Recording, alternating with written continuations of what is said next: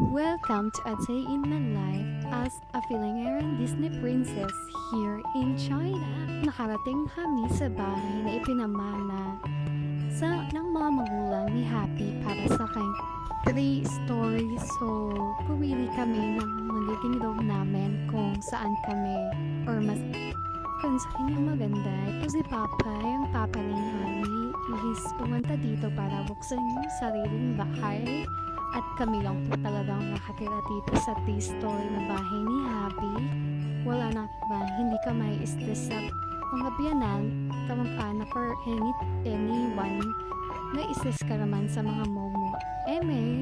At ito na nga, punta na kami sa parang bayan nila dito para magpagupit si Happy. Ayan.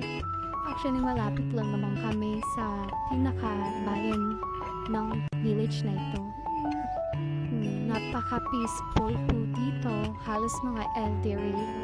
Ayan, babas muna kami ng anak ko para tumingin pero wala talagang tao. Siguro is ganito talaga sa China. Ayan. Ito yung barber shop nila dito. Sobrang mura lang ng pagupit. Like din sa Pilipinas, 1,000 yung isang gupit. Sa mga Chinese salon dito, 140 lang or 150. Pagbaba mo dyan sa village, meron kami kita na parang lake, and then dumaan muna kami sa bahay ni grandma na lola ni siya ng asawa ko. Ayan, 6 years din silang din nagkita. At tuwang-tuwa si grandma at pinakilala na nga yung baby namin sa mga relatives niya at kay grandma. Tumaan muna kami sa bahay. Alam niyo ba, siya lang mag-isa dyan nakatira sa bahay na yan.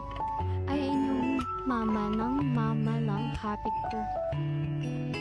Siya na lang natitira dyan. So, wala siyang ibang kasama. Napakalakas pa yan ni grandma. Kayang-kaya niya po magluto, maglinis. Napaka-strong ni grandma. Stay healthy, grandma. At bigyan na kami ng mga red envelope. Binigyan kami ng pera at ayan.